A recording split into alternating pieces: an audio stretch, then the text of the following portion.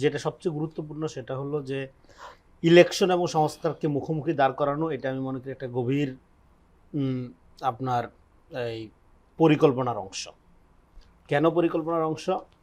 আপনি দীর্ঘ সময় ধরে ফেস্টিভালের মধ্যে ছিলেন, আপা যেটা আলোচনা করলেন, নির্বাচন নিয়ে আমার কোনো আগ্রহ নেই পার্টিকুলারলি। কারণ হাসিনাও নির্বাচন করতে, হাসিনা একটা ইলেকশন কি দেরি করছে, টাইমলি করছে। আমাদের দরকার ভোটাধিকার।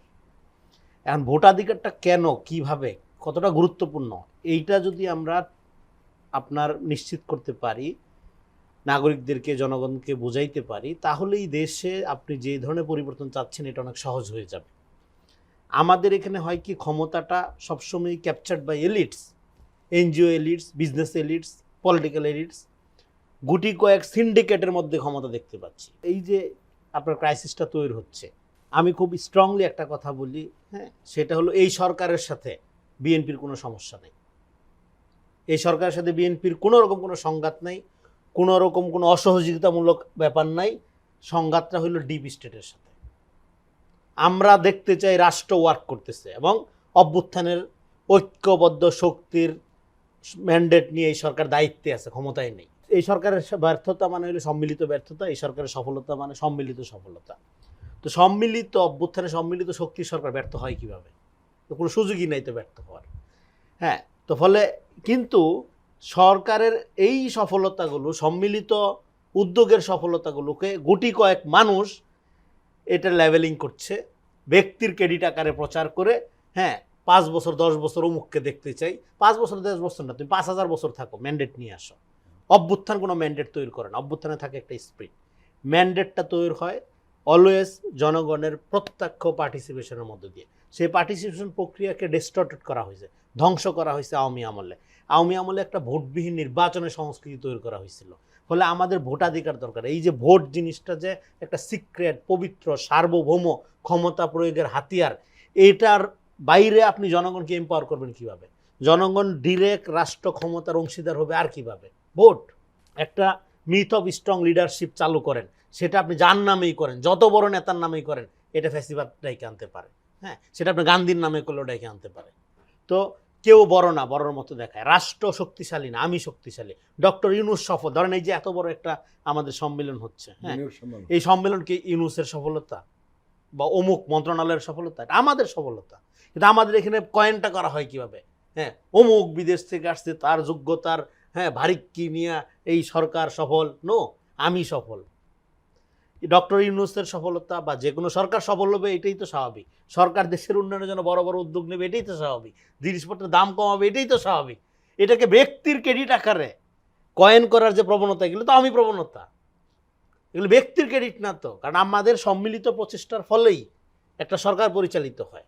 সরকারের যারা দায়িত্বপ্রাপ্ত ব্যক্তি আছেন, তাদের বেতন ভাতা অন্যান্য সুবিধাদি যেগুলো, হ্যাঁ, সেগুলো ফ্যাসিলিটেট করে কে? আমি। আমি নাগরিক। নেতৃত্বের ব্যাপারটা তো থাকে।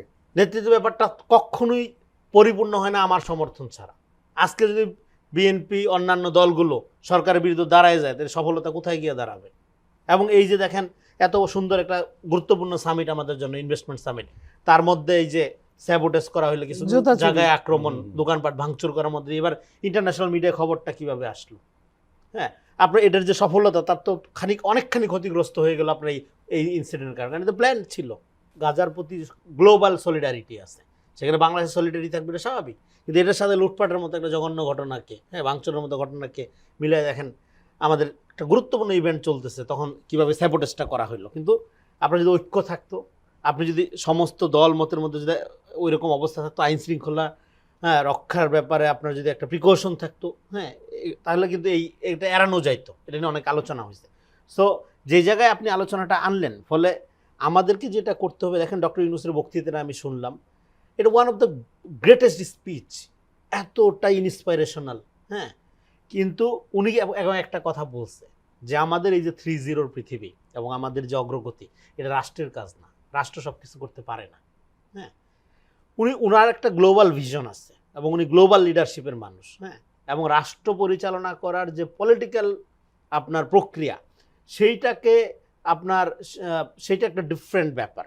কিন্তু ডক্টর ইউনূসকে আপনি যদি মনে করেন তাকে 5 বছর 10 বছর রেখে দিবেন, ডক্টর ইউনূস চায় কিনা আপনি জানেন? এটা আপনার চাওয়া। এই জন্য আমি বলতেছি, রাষ্ট্রের ভেতর রাষ্ট্র একটা চক্র এখানে দেখা যাচ্ছে, যারা ডক্টর ইউনূসকে বিতর্কিত করার জন্য তার উপর এই ধরনের আওয়ামী লেভেল আটায় দিচ্ছে যে ইউনূস স্ট্রং লিডার। এটা কি রাষ্ট্র ক্ষমতা নেওয়ার আগে নেওয়ার পরে আমরা বুঝলাম, বহু আগেই সে গ্লোবাল লিডার। রাজনৈতিক দলগুলো অ্যাকর্ডিং টু আপনার 5 তারিখের অভ্যুত্থানের স্পিরিটের আলোকে পরিচালিত হইতে পারতেছে না। সেই ব্যর্থতা ডিফারেন্ট, সেই ব্যর্থতা নিয়ে আমাদের সমালোচনা আছে, সেটা থাকবে। কিন্তু রাজনীতিবিদরাই খারাপ, রাজনীতিক প্রক্রিয়া ছাড়াই এরকম অরাজনৈতিক এলিটরা ক্ষমতা চালাবে এবং তারা আমাদের উদ্ধার করে দিবে। আমাদের ক্ষমতাটা জনগণের মধ্য থেকে উঠে আসতে হবে। কোনো এলিট প্রভু কোনো জায়গার থেকে আইসা আমাদের রক্ষা করে দিয়ে যাবে এবং তার বাহবা তার ব্র্যান্ডিং হবে, এই জনবিচ্ছিন্ন ক্ষমতা end of the day Hamid Karzai model দেখে আনবে। এই জন্য রাষ্ট্রের সাথে ইউনূস সরকারের সাথে কোনো পলিটিক্যাল পার্টির কোনো বিরোধ থাকতে পারে না। কারণ কি, আপনার প্রথমে তো জাতীয় সরকারের অফার দেওয়া হয়েছিল এবং আরেকটা প্রোপাগান্ডা বিভিন্ন দলের নামে বা জামাতের নামে, বিএনপির নামে, পার্টিকুলারলি বিএনপির নামে যেভাবে করা হয়, বিএনপি তো ক্ষমতা চাইলেই নিতে পারতো। এখন যে বলা হয় যে বিএনপি ক্ষমতার জন্য উদ্গ্রীব, ক্ষমতা তো 5 তারিখে যে আসেন সরকার গঠন করেন, পোলাপানদের ক্ষমতা নেওয়ার কোনো প্রাইমারিলি কোনো রকম কোনো সিদ্ধান্ত ছিল না। তারা এটা হঠাৎ করে আসছে। এখানে আপনার এই পার্লামেন্টে যাওয়ার বা শপথ নেওয়া, উপদেষ্টা পরিষদ শপথ নেওয়ার ব্যাপারটা হঠাৎ করে আসছে। সেখানে অনেক জটিলতা ছিল, কিন্তু অফার করা হয়েছিল কিন্তু বিএনপিকে যে আপনি লিড দেন জাতীয় সরকার গঠন করার ক্ষেত্রে। বিএনপি বলছে না, আমার কাজ এইভাবে ক্ষমতা নেওয়া না। এবং এটা বুঝতে হবে, কেননা লিবারাল ডেমোক্রেটিক পার্টির একটা এথিক্স আছে। বিএনপির নেতাকর্মীরা যদি সব লুটপাট করে চাঁদাবাজের দায়ে পার্টি থেকে বহিষ্কৃত হইয়া বিলীন হয়ে যায়, তারপরে বিএনপির কোনো সমস্যা হবে না। কারণ এটা পিপুল সাপোর্ট বেস পার্টি, এটা নেতারাই পার্টি বাঁচাই রাখে না, বাঁচাই রাখে জনগণ। ফলে এটা বিএনপির নেতারা অনেক সময় আন্ডারমাইন করে বিএনপির স্পিরিটটাকে। তো সেদিক থেকে আপনার এবং এই যে চারদিকে চাঁদাবাজি হচ্ছে এবং বিএনপি প্রচুর বহিষ্কার করতেছে, তারপরে কন্ট্রোল করতে পারতেছে না, এটা কি বিএনপির ব্যর্থতা? এটা সরকারের ব্যর্থতা না? সরকার ক্র্যাকডাউন চালায় না কেন?